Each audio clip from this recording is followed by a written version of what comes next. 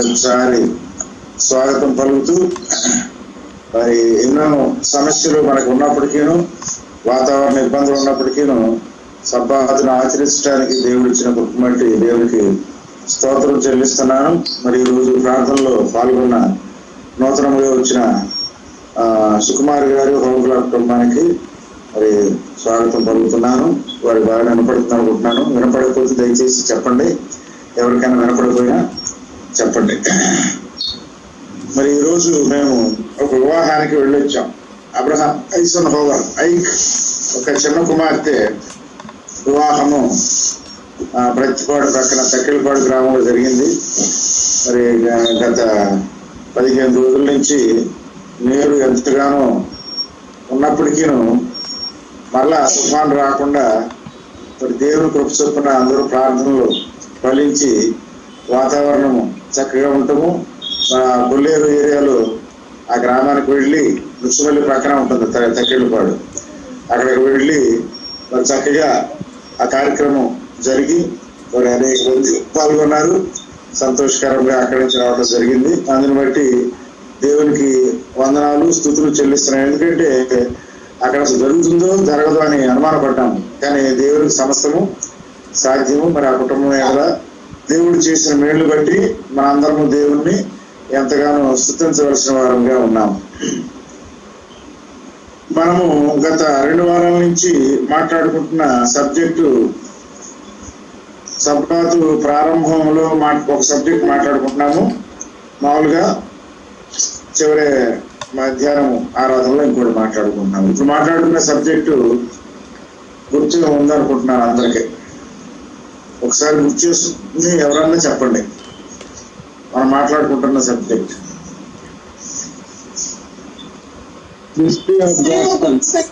History of gospel, సువార్త మర్మం గురించి మనము చాలా విషయాలు నేర్చుకుంటాం. మరి ఈరోజు ఇంకా కొన్ని విషయాల్ని మనము నేర్చుకుందాం. ఈ మిస్టరీ ఆఫ్ గాస్పెల్ గురించి పోయిన వారము నేను క్లారిటీ ఇచ్చాను. అది మీరు ఎవరైనా చెప్తారా? ఆ వాక్యం చెప్తారా? చివరిలో చదువుకున్నాం మనం. మిస్టరీ ఆఫ్ గాస్పెల్ చివరిలో చదువుకున్నాం, గుర్తుందా? తులసి 3వ అధ్యాయం అమ్మా.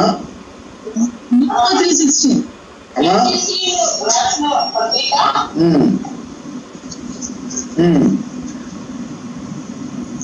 చివరిలో చదివించాను సువార్త మర్మం గురించి. చెప్పండి.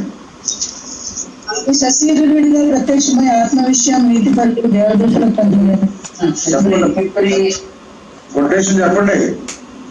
ఫిబ్రవరి 3:16. అమ్మా, 1 తిమోతి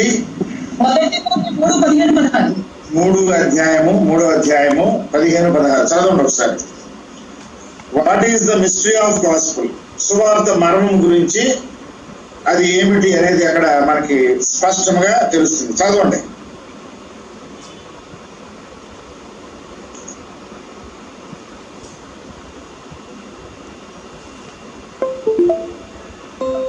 మొదటి తిమోతి 3వ అధ్యాయం 15-16 వచనాలు చదవండి ఎవరన్నా.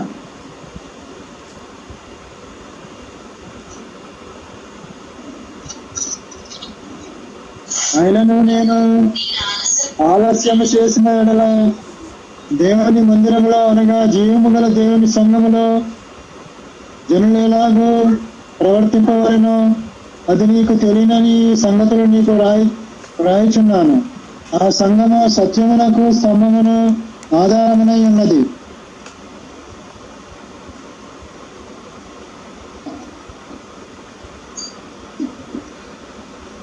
నిరాక్షేపముగా దైవభక్తిని గూర్చి మర్మము గొప్పదై ఉన్నది. ఆయన శరీరుడుగా ప్రత్యక్షం రాయను. ఆత్మ విషయమును నీతిపరుడని తీర్పునందెను. దేవుని దూతలకు కనబడను. రక్షకుడని జనులలో ప్రకటింపబడను. లోకమందు నమ్మబడను. ఆరోహణుడై తేజమయుడాయను. సువార్త మర్మము కొన్ని వేల సంవత్సరాలు అది మర్మముగా ఉండిపోయింది, మిస్టరీగా దాచబడి ఉన్నది. అది 2000 సంవత్సరాలు బయలుపరచబడింది. ఏమిటది? దైవ భక్తిని గూర్చిన మర్మము, దేవుని యందు కలిగే భక్తిని గూర్చిన మిస్టరీ, అంటే ఆశ్చర్యకరమైన ఒక రహస్యము. ఏమిటి? ఆ వాక్యము ఆది కాండము 1వ అధ్యాయంలో ఆయన వాక్యముగాను వెలుగుగాను ఉన్నాడు. ఆయన శరీరుడుగా ప్రత్యక్షమయ్యాడు. ఆయన మానవ శరీరంలో జన్మించాడు. రెండవది, నీతిపరుడుగా ఈ లోకములో జీవించాడు. అంటే మనం ఈ లోకములో ఎలా జీవించాలో ఆయన ప్రాక్టికల్ గా వాస్తవంగా మనకి చూపించాడు. మూడవది, ఆయన దేవదూతలకి కనపడ్డాడు.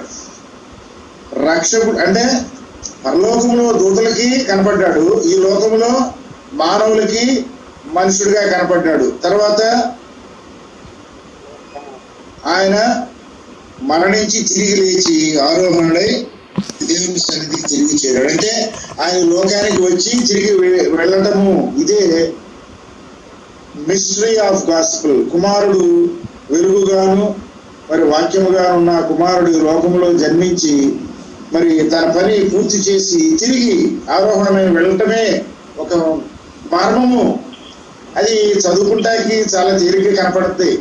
మనం ఎంతో కాలం నుండి వింటున్నాం కాబట్టి పెద్ద ఆశ్చర్యంగా కూడా మనకు అనిపించకపోవచ్చు. కానీ వాక్యముగా ఉన్న ఆయన మరి బండగా ఉండి నీళ్ళు ఇచ్చాడు అంటే మనకు ఆశ్చర్యంగా అనిపిస్తుంది. ఇశ్రాయేలుకి పగలు మేఘస్తంభముగా, రాత్రి అగ్నిస్తంభముగా ఆయన ఎన్నో విధాలుగా ఇశ్రాయేలు జనాంగాన్ని, అక్కడ అసెంబ్లీస్ ఆఫ్ యావే అనే పదం అక్కడ వాడబడింది. పూర్వకాలము అక్కడ ఇశ్రాయేలు జనాంగాన్ని కుమారుడు నడిపించిన విధానంలో వాళ్ళని అసెంబ్లీస్ ఆఫ్ యావేగా పిలువబడింది. కానీ ఇక్కడ నూతన నిబంధనలో అక్కడ ఏమని పిలుస్తున్నాము? దేవుని సంఘముగా, ఎక్లీషియా థియో అనే పదముగా పిలుస్తున్నాము. కాబట్టి ఆయన అలనాడు ఇశ్రాయేలు జనాంగాన్ని నడిపించాడు. 2000 సంవత్సరాల నుండి ఈ లోకంలో ఆయన ప్రత్యక్షమై మనల్ని సంఘముగా నడిపిస్తున్నాడు. కాబట్టి ఈ నడిపించడం అనేది ఒక గొప్ప మర్మము. సువార్త అనేది ఒక ప్రాంతం నుంచి ఇంకొక ప్రాంతానికి విస్తరించడం అనేది గొప్ప మర్మము. దేవుడు ఏర్పరచబడిన తన యొక్క ప్రజల ద్వారా సువార్తను వెదజల్లటము గొప్ప మర్మము. మరి ఈ రోజున మనము ఈ కరోనా కాలంలో కూడా ఈ విధంగా మరి ఎలక్ట్రానిక్ మీడియా ద్వారా సువార్తని మనం ఒకరికొకరు అందజేసుకోవటం కూడా గొప్ప మర్మమే. అవన్నీ కూడా అనాది కాలంలో మన కొరకు ఏర్పాటు చేయబడి ఉన్నాయి అనే విషయాన్ని మనం గమనించాలి. దయచేసి 2వ తెస్సలోనికైలు 2వ అధ్యాయము 2 నుండి 8 వచ్చిన వరకు చూద్దాం.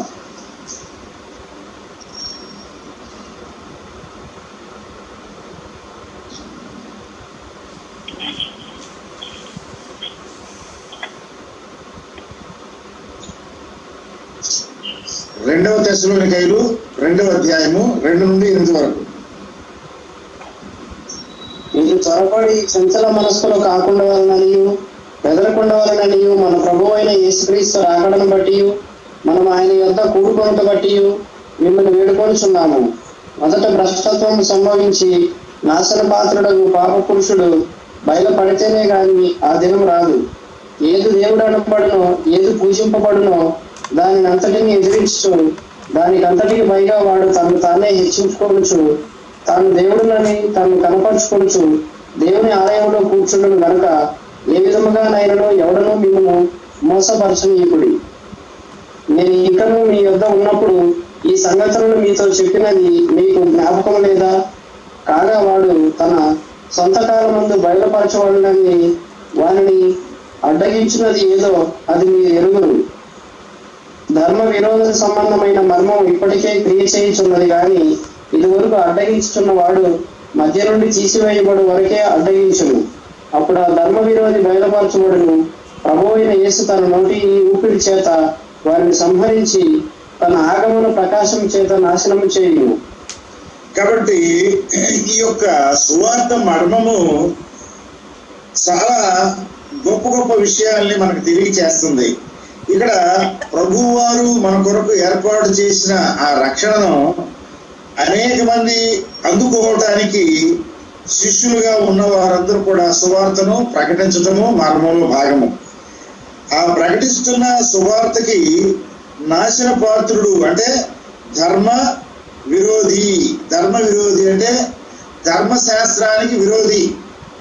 దేవుని యొక్క ద్వారా ఆ ధర్మశాస్త్రం ఏదైతే ఉందో దేవుని ఆజ్ఞలకు విరోధముగా ఆ వ్యక్తి లేదా ఆ శక్తి అనేక వ్యక్తుల సమూహముగా ఒక వ్యవస్థగా ఉండే ఆ శక్తి ధర్మశాస్త్రానికి విరోధంగా ఇక్కడ ధర్మ విరోధి అని ఉంది. కానీ మరి ఇంగ్లీష్ లో మనం చూస్తే చాలా క్లియర్ గా ఉంటుంది. చూడండి 7వ వచనం ఒకసారి చదవండి. ఇంగ్లీష్ లో ఉన్నది, ఎవరైనా తీసుకున్న ఉంటే చదవండి. 7వ వచనం.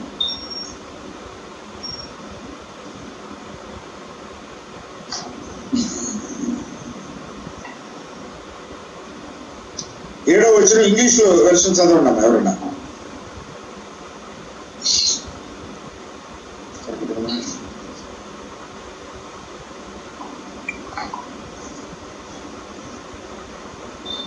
ఎవరి దగ్గర లేదా అందులో?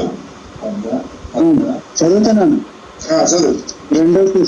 2 తెస్సలోనికయులు చదవండి మీరు. For you yourself know how you ought to intimate us. అదేనా? 7th verse. Because we were not idle when we were with you. సరే నేను చదువుతున్నాను. For the mystery of iniquity does already work. Only he who now letteth will let until he be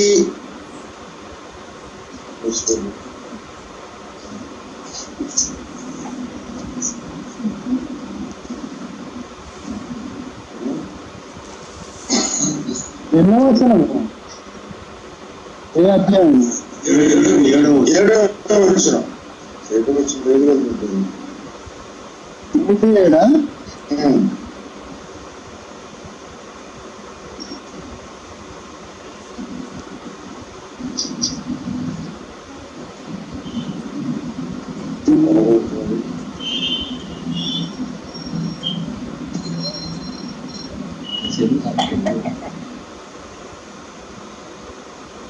నేను చదివింది కరెక్టే కదా? ఏమన్నా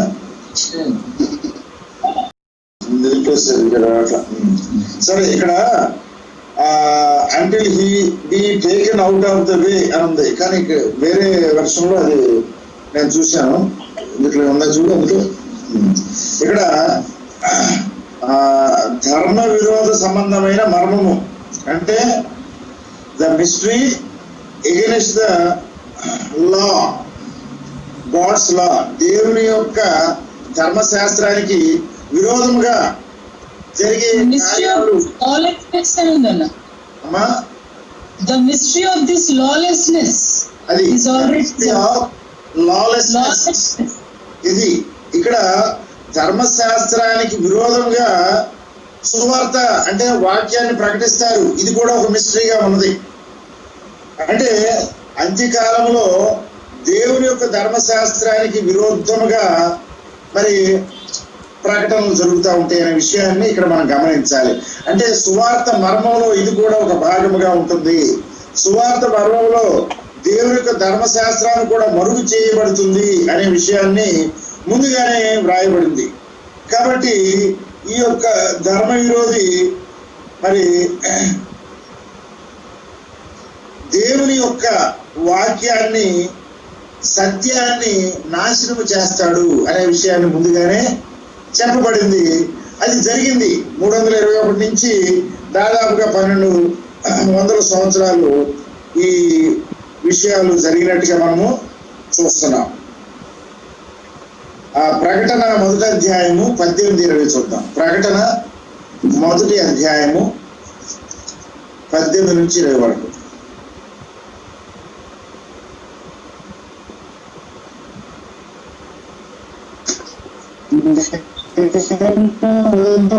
కడపటి వాడను జీవించి వాడను మృగుడనైతిని కాని ఇదిగో యుగయుగములు సజీవుడనై ఉన్నాను. మరియు మరణము యొక్క పాతాళ లోకము యొక్కయు తాళపు చెవులు నా స్వాధీనములో ఉన్నవి.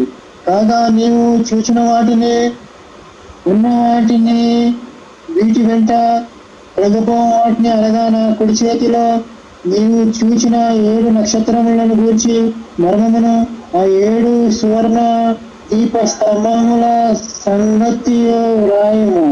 ఆ 7 నక్షత్రములు 7 సంఘములకు దూతలు, ఆ 7 దీప స్తంభములు 7 సంఘములు.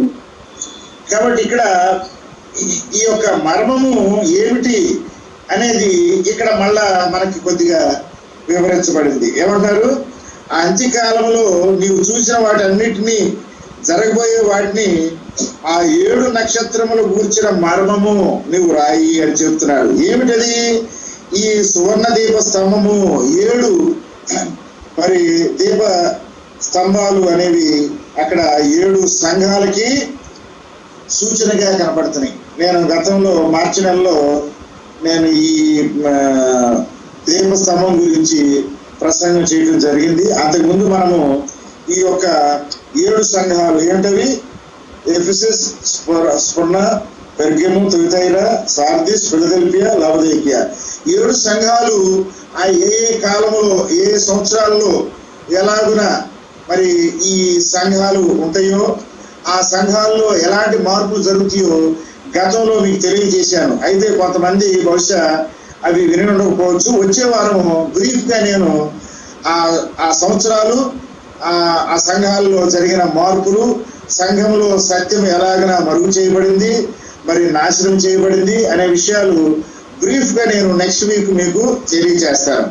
కాబట్టి ఇక్కడ సువార్తలోని మర్మాలు ఏమిటంటే, కుమారుడు వచ్చి ఈ లోకంలో దేవుని యొక్క క్రియలను చేసి చూపించి మనకు రక్షణ మార్గాన్ని చూపిస్తాడు. తర్వాత దీన్ని శిష్యులు ఎలా ప్రకటిస్తారు, ఆ ప్రకటించే క్రమంలో సువార్త ఎన్ని రకాలుగా మరి మార్పు చేర్పులు చేయబడుతుంది, సువార్త మరుగు చేయబడుతుంది, సువార్తని నాశనం చేయడానికి అపవాది ఎన్ని రకాల ప్రయత్నాలు చేస్తాడనే విషయాలు కూడా ఇక్కడ ప్రస్తావించబడిన విషయాన్ని మనము గమనించాలి. కాబట్టి సువార్త ప్రకటించబడే క్రమంలో చాలా సమస్యలు మనకి చూస్తున్నాము. చూడండి, ప్రకటన 10వ అధ్యాయము 7వ వచనం. ప్రకటన 10:7.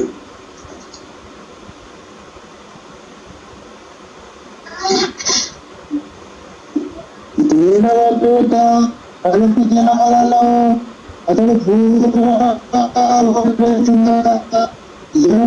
దాసులను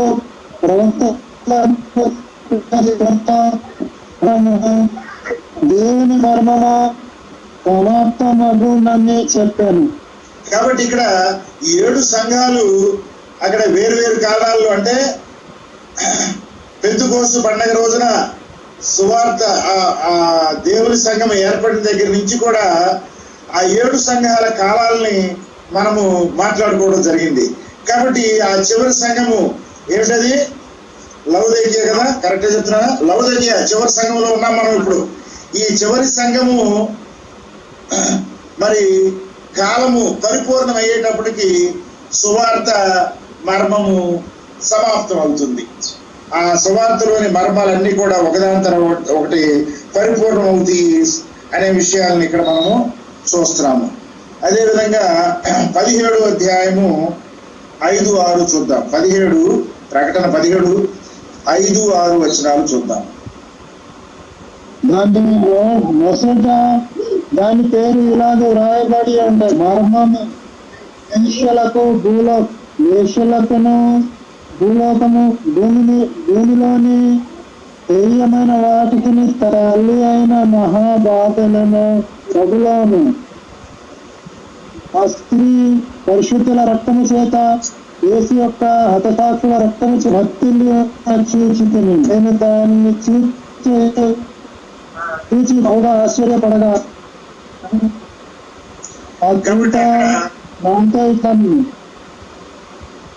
ఆ స్త్రీ గురించి వ్రాయబడింది. ఏమిటంట, ఆ నొసట పేరు రాయబడింది. ఏమిటిది? మర్మము. అదేమిటది? It is a mystery. ఏమిటా మిస్టరీ? వేశ్యలకును భూమిలోని ఏహ్యమైన తల్లి అయిన మహాపగులోను, అంటే దేవునికి వ్యతిరేకముగా పనిచేసిన శక్తి చివరిలో ఏమవుద్ది? నాశనం అయిపోద్ది.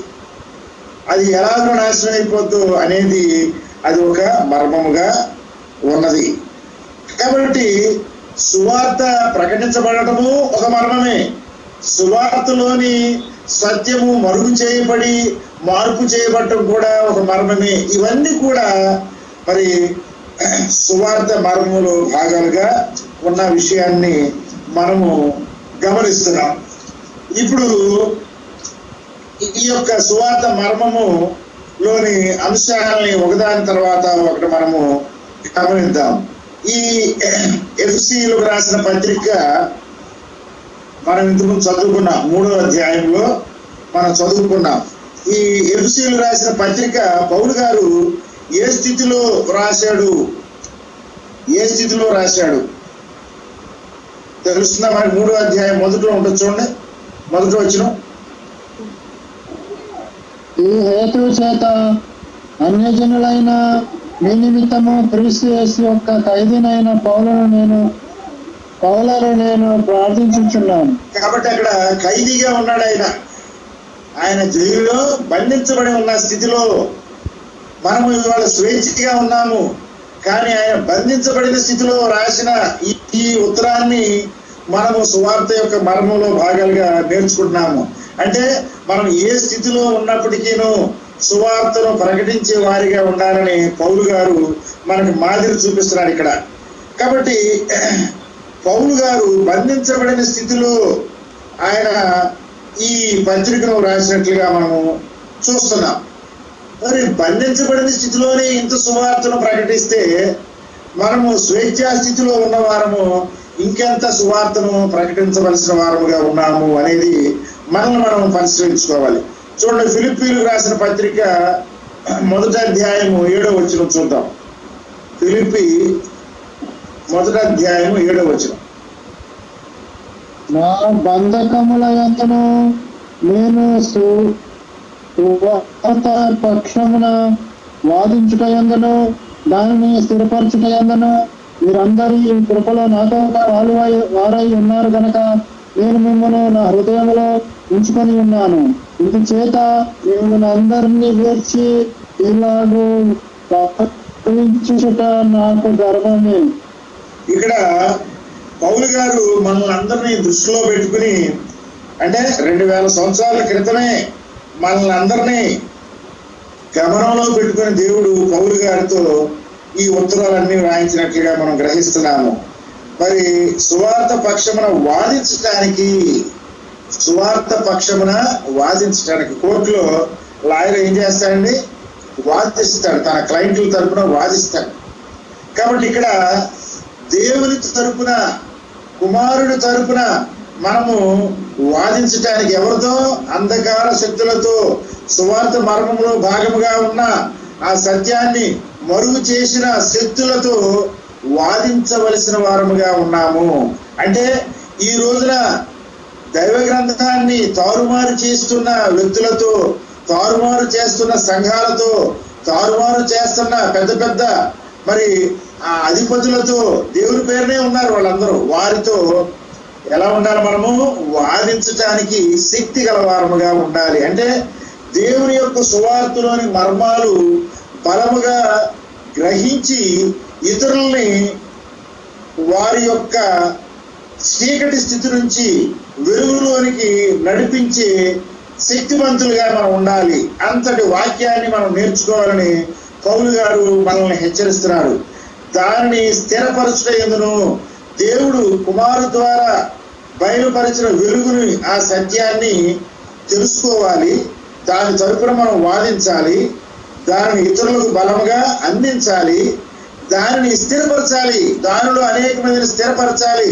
ఈ రోజున మరి దేవుని సంఘంలో ఉన్న సత్యాన్ని ఎరిగిన వారు స్థిరత్వాన్ని కోల్పోయి తిరిగి మరి ఇతర ఆచారాల్లోకి వెళ్ళిపోతున్నారు. ఇతర సంఘాలని అనుసరించే దుస్థితిలోనికి వెళ్ళిపోతున్నారు. కాబట్టి ఇక్కడ పౌలు ఏమని చెప్తున్నాడు? స్థిరత్వాన్ని కోరుకుంటున్నాడు. ఆయన దేవుని యొక్క వాక్యంలో స్థిరులుగా ఉండాలి. కాబట్టి మీరందరూ కూడా నాతో పాలువారుగా, అంటే బద్ధకాల్లో కాకుండా సువార్తను ప్రకటించడంలో మీరందరూ నాతో సహచరులుగా ఉండాలని మిమ్మల్ని హెచ్చరిస్తున్నాను అంటున్నాడు. ఇది మనకు ఒక హెచ్చరిక, ఇది మన యొక్క బాధ్యత. పౌలు గారు బద్ధకాల్లోనే అంతటి శక్తివంతంగా సువార్తను ప్రకటించినప్పుడు మనము కూడా దాన్ని ముందుకు కొనసాగించడానికి శక్తివంతులుగా తయారవ్వాలని మనల్ని హెచ్చరిక చేస్తున్నాడు. కొలసీయులకు రాసిన పత్రిక 4వ అధ్యాయము 2 నుండి 4 వరకు చూద్దాం. కొలసీ 4వ అధ్యాయము 2 నుండి 4 వచనం వరకు. అవతల యందు నిలకడగా ఉండి కృతజ్ఞత గలవారై దాని యందు మెలకుగా ఉండుడి. మరియు నేను బంధకములలో ఉంచబడుట కారణమైన క్రీస్తు మరణమును గురించి నేను బోధింపవలసిన విధముగానే ఆ మర్మమును వెల్లడిపరచినట్లు వాక్యము చెప్పుటకు అనుకూలమైన సమయము దేవుడు దయచేయవలనని మీ కొరకు ప్రార్థించుడి, ఆ కొరకు ప్రార్థించుడి. ఇక్కడ ఈ సువార్త మర్మాన్ని మనము తెలుసుకోవాలి, గ్రహించాలి, పరిపూర్ణులుగా మనము మారాలి. కాబట్టి సువార్తలోని సత్యాన్ని కొందరు మరుగు చేస్తారు. ఆ సత్యాన్ని దేవుడు కొంతమందికి తెలియజేస్తాడు.